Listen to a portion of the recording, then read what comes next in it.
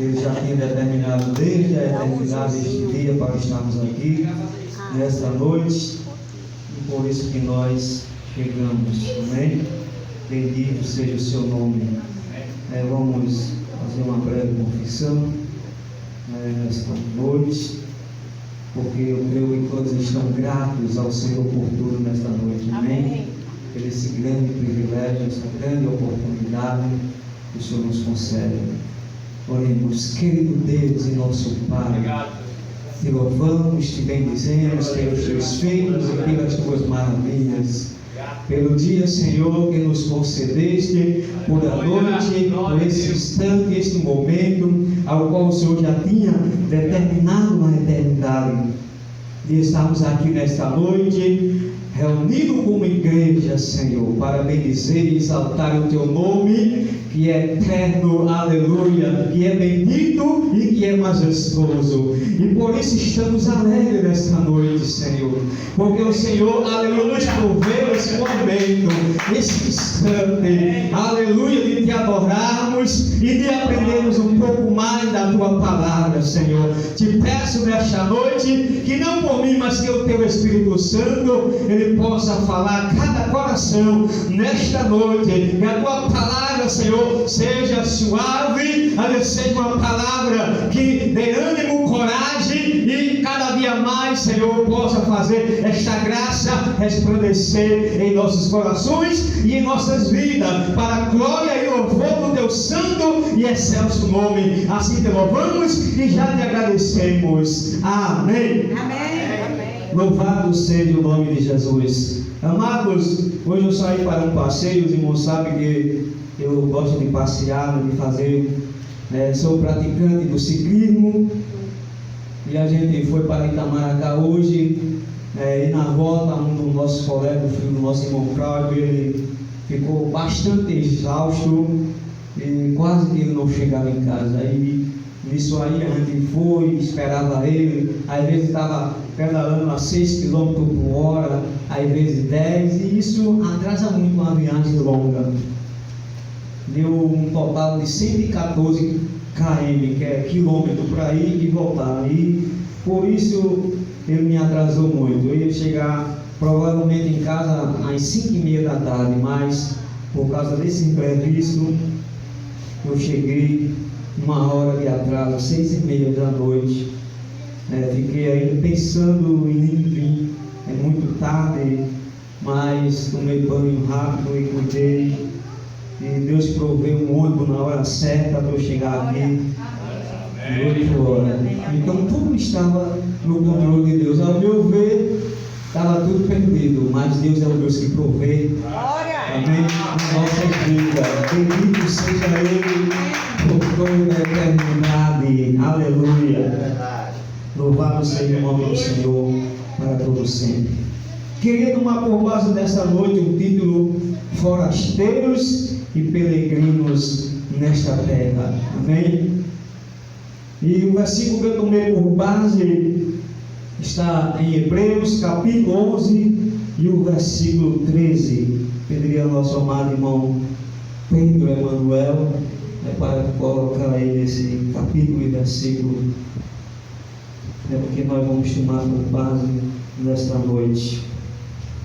Que diz, todos estes morreram na fé, sem terem recebido as promessas, mas vendo-as de longe e crendo-as e abraçando-as, confessaram que eram estrangeiros e peregrinos na terra. Amém? Louvado seja o nome de Jesus. O título é Forasteiro e Peregrino, mas forasteiro é também um codinome ou um anônimo dessa mesma palavra estrangeiro. A palavra forasteiro quer dizer pessoa estranha, a terra onde se acha de passagem. Amém? E nós estamos aqui apenas de passagem. Viemos passar uma temporada aqui nesta terra. O Senhor, Ele nos proporcionou, Ele quis que nós viéssemos a essa terra passar uma temporada aqui, passear por ela. A palavra peregrino significa pessoa que viaja por longas terras. E a palavra estrangeiro quer dizer pessoa que não é natural do país onde está. Amém? Então essas palavras, ela tem esse significado. Estrangeiros, pessoa que não é natural do país onde está. E peregrino, pessoa que viaja por longas terras. Amém? Então estamos aqui como estrangeiros e peregrinos nesta terra. Jus ao título que tomei nesta noite: forasteiros e peregrinos nesta terra. E esse versículo por base nós vemos que está no capítulo 11 de Hebreus, que é sempre citado como a galeria dos heróis da fé. Se nós fôssemos olhar aí os versículos anteriores até esse versículo, vamos ver tudo que se fala ali daqueles que tiveram fé, e terminando com Abraão, com Enoque também, né, que pela fé ele foi tomado por Deus de um lugar para outro, ele foi arrebatado, como a religião crê que ele foi levado, foi assunto ao céu, ele subiu ao céu, mas ele foi tirado de um lugar e transportado para outro lugar, ele foi trasladado de um lugar para outro, para não ver a morte. E o versículo resumindo todos aqueles primeiros patriarcas, e quando chega aí diz que todos eles morreram na fé, mesmo sem terem recebido as promessas. Nós sabemos que Abraão está também aí inserido, e ele não viu as promessas de Deus. Fisicamente ele não viu, mas pelos olhos da fé ele viu, porque mais vendo-as de longe, então ele contemplava, né, o sobrenatural de Deus. Ele cria no Deus que chama as coisas que não são como que já fosse. E de longe, crendo-as e abraçando-os, confessaram que eram estrangeiros e peregrinos nesta terra. Seguindo aqui diz, um pensamento meu, que diz: os patriarcas do Antigo Testamento, por meio da fé, já viam o invisível. Hoje, nos dias atuais, se andam mais por vista de que pela fé, pois inverteram as ordens, dizem ser natural como experiências espiritual, mas vejo o contrário, ser espiritual com experiência carnal. Amém? Então vemos que estamos indo contraposta ou na contramão da religião, que diz que nós somos seres naturais com experiência carnais, mas na realidade nós somos ser espiritual com experiência carnal. Amém? Para provarmos isso, vamos ler um versículo que está em Hebreus 2:14.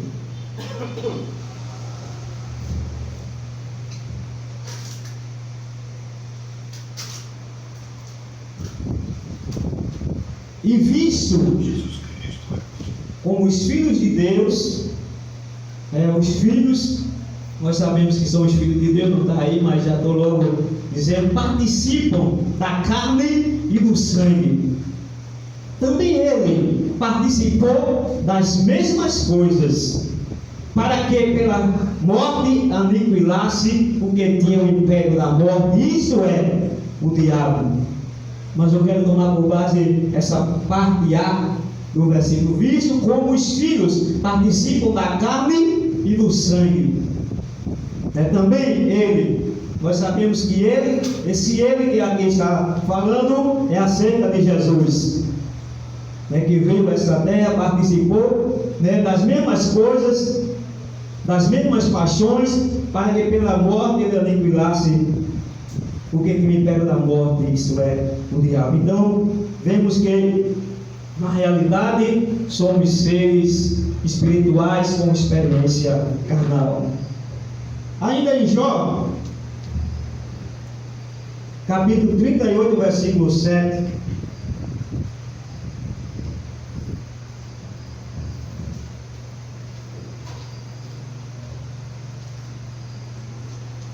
Quando as estrelas da alva juntas alegremente cantavam, e todos os filhos de Deus jubilavam. O que os irmãos entendem desse versículo? Nada? Minha galera está ganhando. O que os irmãos entendem desse versículo?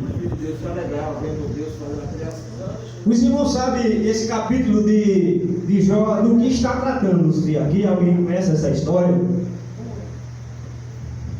Amado Pedro, volta aí para o versículo primeiro, por favor. Primeiro.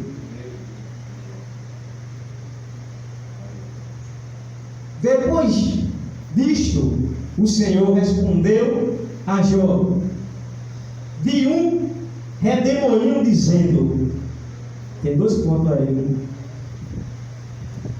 Quem é este que escurece o conselho com palavras sem conhecimento? Deus fazendo uma pergunta. O terceiro: agora cinge os teus lombos como homem e perguntar-te-ei, e tu me ensinarás. O quarto, ele começa a fazer perguntas a Jó. Onde estava tu quando eu fundava a terra? Faze-me saber se tens inteligência. Os amados, desculpa, minha garganta está arranhando aqui só eu. Quem lhe pôs as medidas? Se é que os sabes? Ou quem estendeu sobre ela o cordel? Sobre que estão fundadas as suas bases? Ou quem assentou a sua pedra de esquina? Amém, irmão? Deus abençoe. Aí chega no versículo que Paulo estava falando. Quando as estrelas das alvas juntas alegremente cantavam, e todos os filhos de Deus jubilavam. Ele fez essa pergunta a Jó. Se nós formos olhar, irmãos, os anjos nunca foram chamados de filho de Deus, são chamados de exército dos céus. E quem será que era estes filhos de Deus? Vamos ler o versículo 21.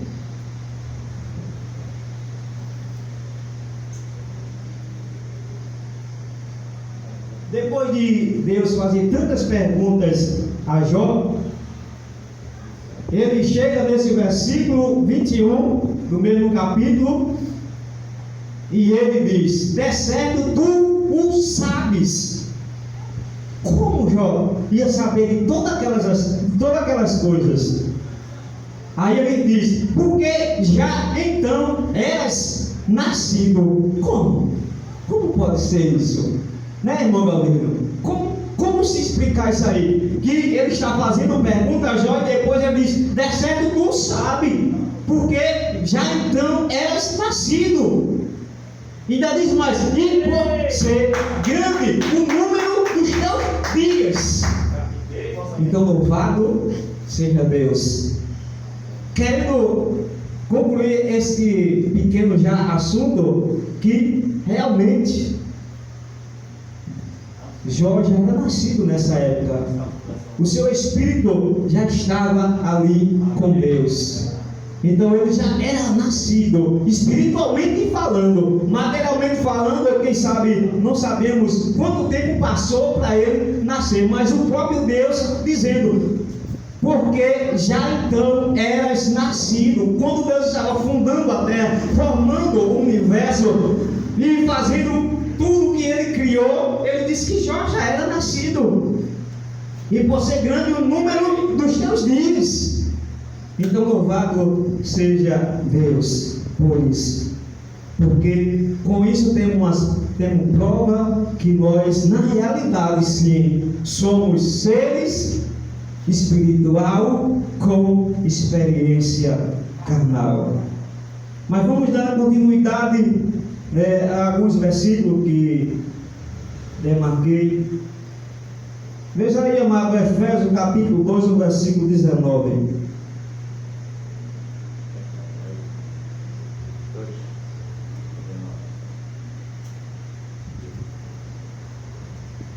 Aí vai dar um choque aqui agora, mas eu vou esclarear um pouco.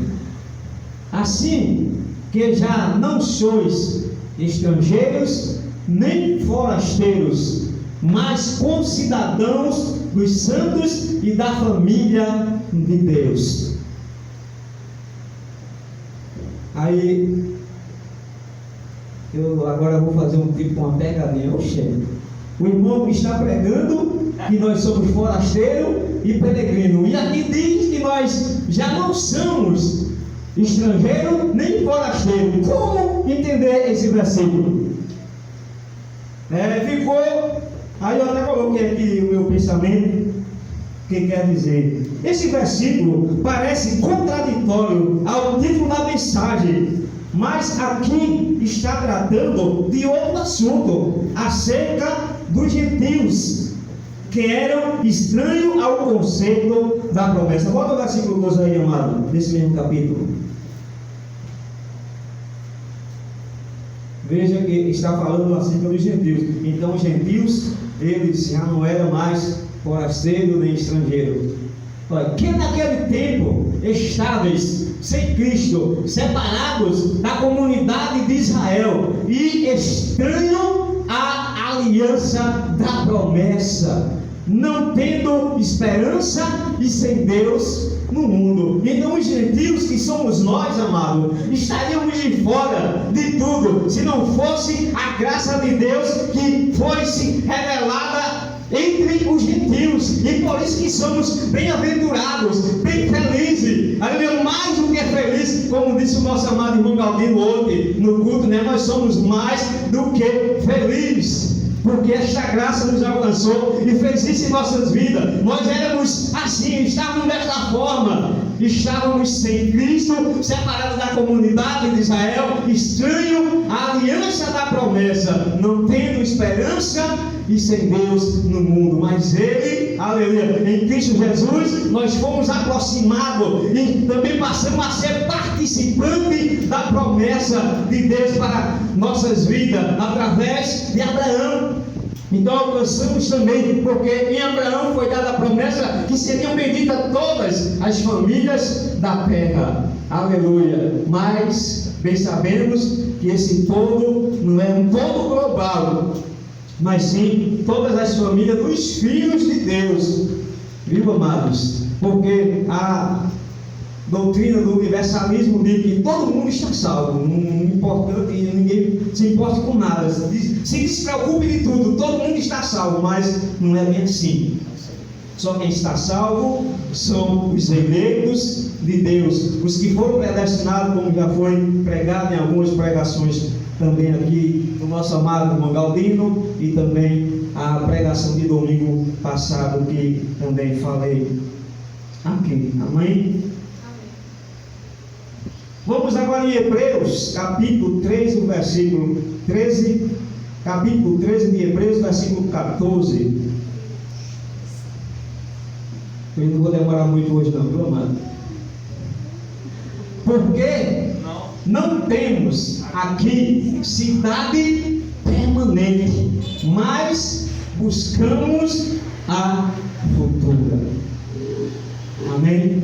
Não temos aqui não é a nossa cidade permanente, de maneira alguma.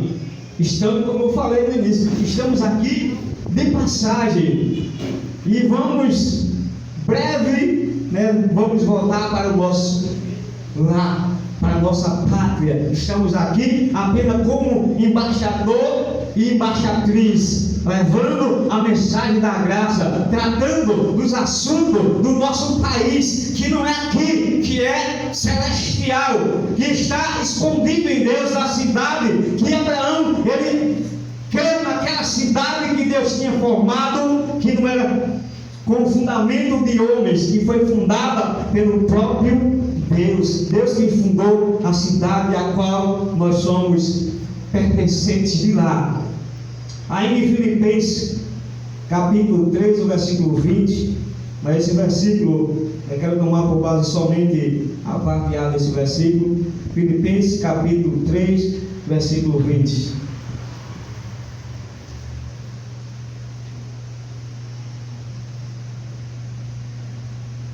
Onde que está a nossa cidade?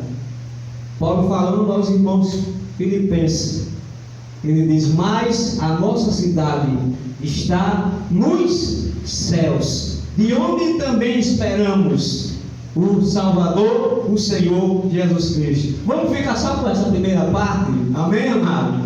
Mas a nossa cidade está nos céus.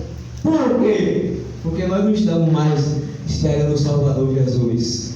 Eles lá na época estavam esperando, eles estavam aguardando e ansiosos por este dia, para que esse dia chegasse. Amém, amado? E nós bem já sabemos disso. Quem está em graça e que realmente já crê e aceitou a graça no seu coração, já sabe que esta volta, que isso aqui aconteceu, foi um evento que aconteceu nos anos 70, que era a volta de Jesus como juiz para julgar Jerusalém, e isso ele já fez no ano 70, amém? Mas só para nós sabermos que nessa vida aqui em que estamos vivendo, somos forasteiros e peregrinos nesta carne, ela vai voltar um pouco como era. Quem poderia ter tanta convicção e escrever desta forma, senão Paulo, que ainda em vida pôde ver esta cidade? Ainda em Hebreus capítulo 12, versículo 18 a 21, amado, por favor, aí em Hebreus.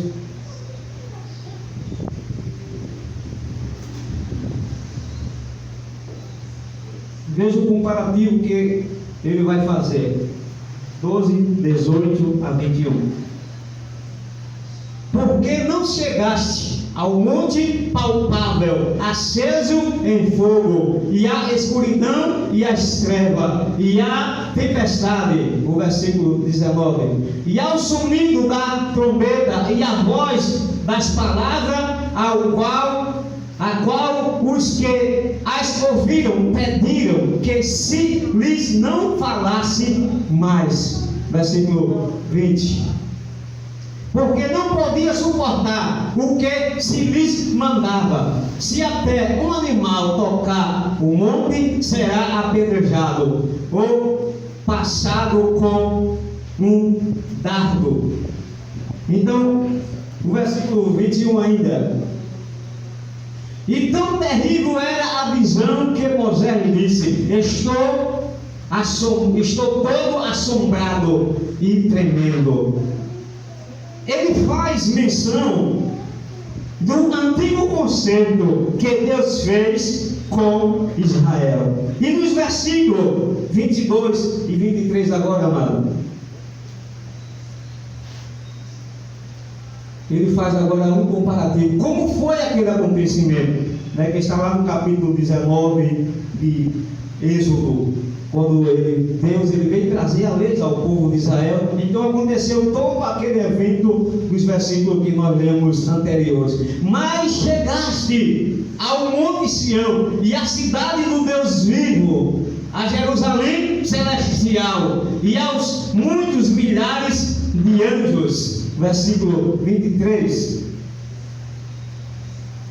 A Universal Assembleia e a Igreja dos primogênitos que estão, e nós sabemos quem era que estava escrito, ele estava falando aos hebreus, e os irmãos sabem que quem tinha o nome escrito lá no livro da vida era os judeus que iam ser salvos daquele juízo que Deus trouxe no ano 70. Nos céus, e a Deus, o juiz de todo, e ao espírito dos justos aperfeiçoados. Glória seja dada ao Senhor. Então, na sua carne, amado, não habita nenhuma perfeição. Na sua carne, se fosse olhar você pela carne, você estaria de fora. Mas louve a Deus, porque, aleluia, o seu espírito, ele é espírito de justo aperfeiçoado. Porque você chegou aqui a essa plenitude, aos espíritos do justo aperfeiçoado. Louvado seja o nome do Senhor. Se não me engano, parece que é 6:63 lá de João. Veja aí, Pedrinho. Pedrinho anotou esse versículo. Está descendo fresquinho aqui, não sei se é esse. João 6:63. 3. Olha aqui. O Espírito é o que vivifica, a carne para nada aproveita. As palavras que eu vos digo são Espírito e vida. Então você hoje, o seu Espírito está justificado e aperfeiçoado e com vida. Por quê? Porque a palavra de Deus, ela gerou em você isso. E louvado seja cada um de nós que chegamos à graça de Deus, porque só a graça, irmão, ela pode gerar uma metanoia, e nós entendemos que a palavra de Deus, ela gerou em nós espírito e vida. Então o nosso espírito, ele foi justificado e aperfeiçoado. Agora a carne está complicado. Para nada aproveita. Mas por quê? Porque as denominadas igrejas evangélicas creem que essa carne aqui ela vai ter que ser aproveitada. Irmão Gabriel? Por que eles creem? Estão discordando ou não da palavra de Jesus? Estão ou não discordando da palavra de Jesus? Jesus disse que a carne para nada aproveita. E por que Jesus depois vai mudar e vai querer aproveitar a carne? E já está lá, quem sabe quantos milhões de anos já morreu? A carne para nada aproveita, tá vendo aí? Mas ainda poderia ser indagado que, assim, não é esta carne, mas seria uma carne transformada, uma carne ressuscitada sem imundícia, sem nada. Mas o que é importante dizer que aí não diz que é a carne ou esta, ou a ressuscitada, ou a. Só diz assim, a carne para nada aproveita. Se for essa, não aproveita. Mas se for uma ressuscitada que venha limpinha, bonitinha, não presta. É carne? Não presta. Mas carne é carne. Se for ligado, dá para fazer um churrasco. Não, vamos lá. Vou responder essa pergunta no versículo, certo? Não, dizendo assim, porque no sistema pode-se indagar que essa carne que está sendo falada aí é a carne ressuscitada, que vem sem as impurezas e pode ser aproveitada. A carne impura não se aproveita, mas ela pura poderia se aproveitar. Mas aí não diz nem impura nem pura. Aí diz carne, acabou. Certo, mas nós sabemos que essa carne aqui é o quê?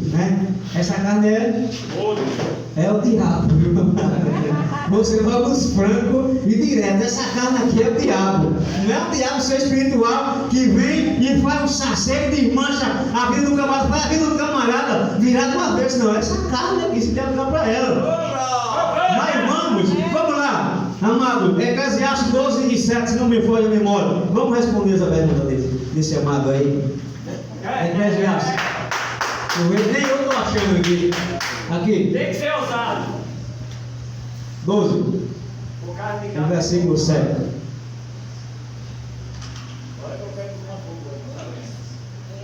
Olha aí. Essa carne foi formada da onde? Das estrelas. Do pó. E o pó volte à terra como o era. E quem que volta para Deus? Quem que volta para Deus? É a carne? Não, mas eu vou ressuscitar em carne. Olha, amado, vai contra a palavra de Deus. Não tem nem argumento. Eu preciso de argumento. Porque você está contrariando, amado. Se alguém tiver ainda esse pensamento, está contrariando a palavra de Deus, que diz que vai voltar para Deus é o Espírito. E por que se é o Espírito? E por que o Espírito tem que buscar a carne lá no túmulo, que já acabou, e muitas vezes não tem mais nem osso, só está o pó mesmo. Aí o pó vai gerar o osso, vai gerar tudo aquilo. Pode, amado, não tem condições. É contrariar totalmente a palavra de Deus.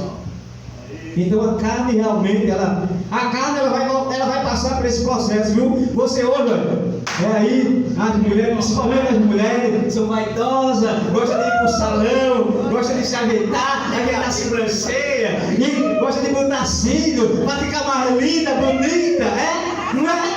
Mas quando você morrer, amadas, essa carne de você, ó. Depois de 24 horas, a família ama tanto, mas depois de 24 horas a família, eu amo você, minha bênção. Aí você já está fedendo. Leva, tem jeito não. E os amados também, que se ajeita todo, se perfuma todo, também não vale não? Só Eu as estou amadas? falando as mulheres, né? Mas os irmãos também, os irmãos sabem, né? Isso é o que eu estou falando, mas os irmãos sabem que todo mundo vai passar por esse mesmo processo. Todo mundo vai passar por esse mesmo processo, tá certo? Os homens também, né? Sim. Gosta de se arrumar, de se ajeitar, de se perfumar. Sim. Os irmãos sabem que essa nossa carne, irmão, ela é terrível. Se passar 3 dias sem tomar banho, misericórdia. Os urubus batem no O portão. negócio fica sério. Mas se eu não me engano, eu não sei se é 26 ou é 26 e 41 ainda de Mateus, amado. Veja aí. Não sei, eu estou aqui. Mateus 26 e 41. Não sei se é esse versículo. Eu estou querendo. Olha o que Jesus falou. Vigiai e orai. Isso é lá no livro histórico, viu? Vigiai e orai, para que não entreis em tentação. Na verdade, o espírito está pronto, mas a carne é fraca. Ele falou isso acerca da tentação, mas nós vimos para aqui, irmão, ver que quem está pronto, quem está preparado para voltar para Deus é o Espírito. O Espírito já está pronto para tudo, mas a carne ela é fraca.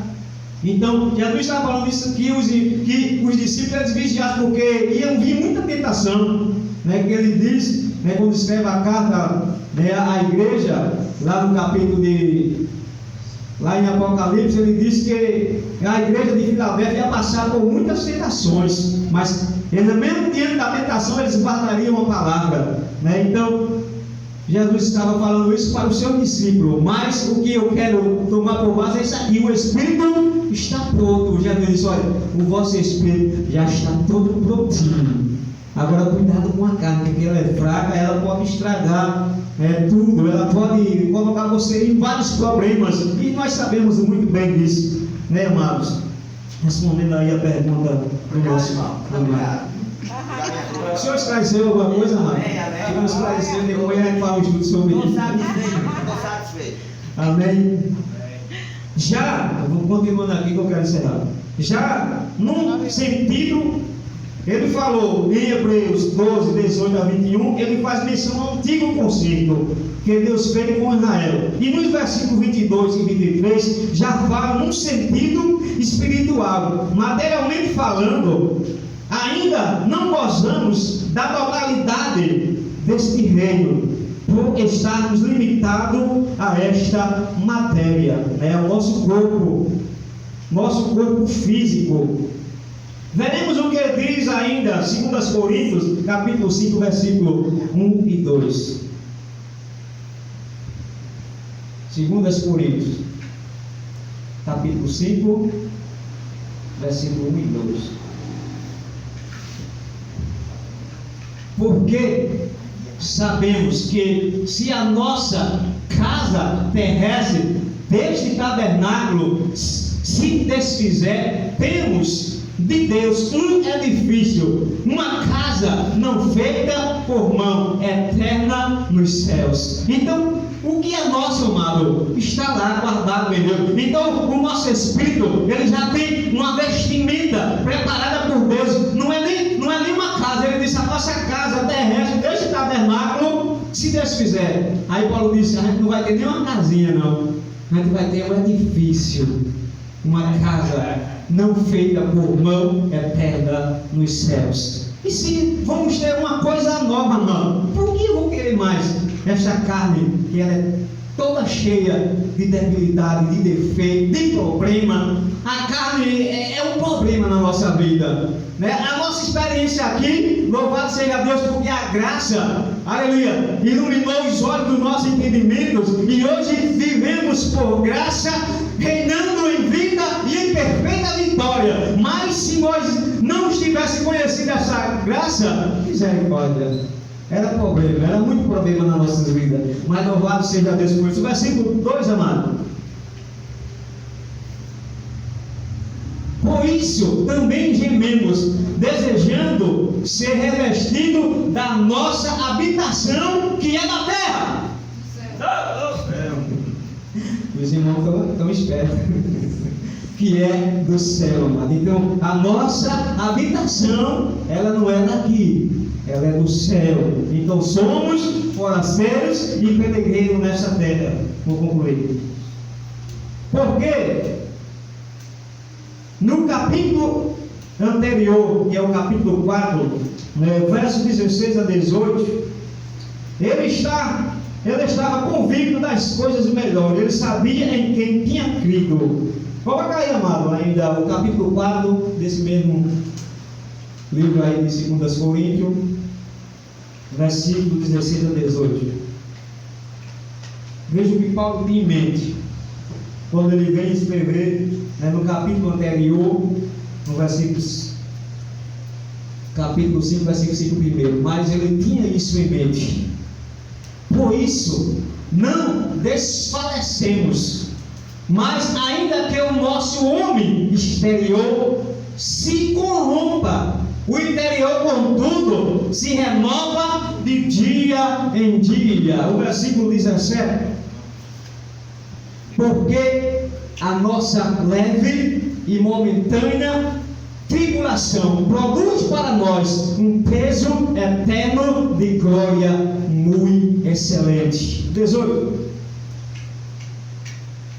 Não atentando nós nas coisas que se veem, mas nas que se não veem, porque as que se veem são temporais, e as que se não veem são eternas. Glória. Amém, amados? Então Paulo tinha essa convicção que tudo aquilo que ele estava passando momentaneamente no seu dia, no seu viver, as perseguições, muitas vezes apedrejado, muitas vezes açoitado, um naufrágio, perseguido pelos da sua pátria, perseguido pelos não cristãos, perseguido pelos judeus. Então tudo que ele passava, ele disse: essa moça é leve e momentânea, isso é passageiro, isso vai passar, aleluia. Então não se preocupe, o que você está passando hoje, aleluia, é temporal, é passageiro. Louve a Deus. Quando chegar um momento difícil, se lembre de promessas melhores, que essas coisas temporais que se veem,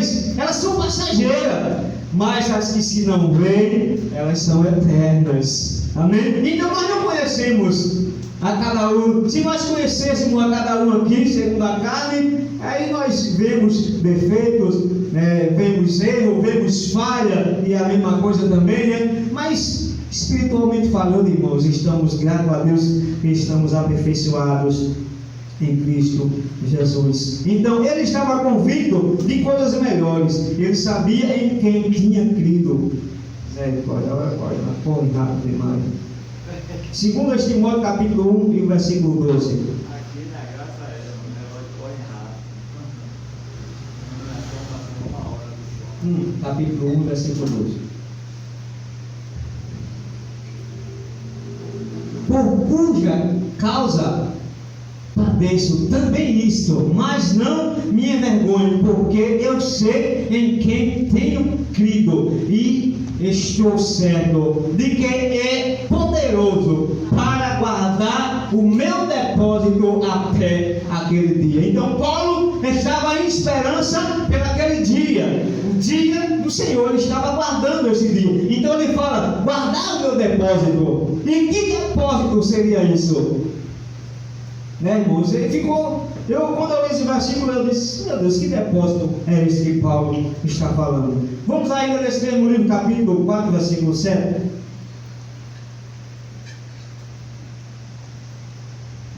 Combati o bom combate, acabei a carreira, guardei a fé. A lei, não. A fé. Vou só concluir. O meu depósito mencionado aqui é um pensamento meu, viu, amado?